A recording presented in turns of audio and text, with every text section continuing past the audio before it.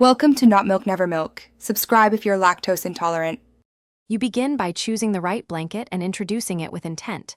Use a breathable, simple design, no loose buttons, so safety is built in.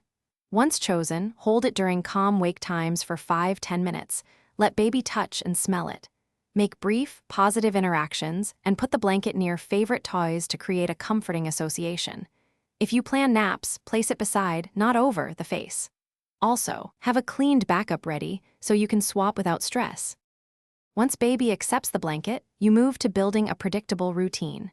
Pair the blanket with a simple cue, one story, one song, or dimming lights so the object signals rest. Use repeated, short exposures of 10-20 minutes, then slowly extend to full naps so baby adapts without stress.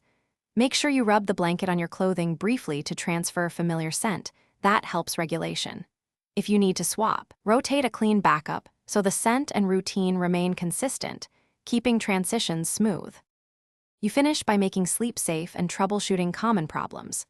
For naps and night, place the blanket at the torso or feet, never covering the head, and follow age-appropriate guidelines. Wash on a gentle cycle with low heat, inspect after each wash for loose threads, and retire if damaged. If baby rejects the blanket or loses attachment, reintroduce it slowly.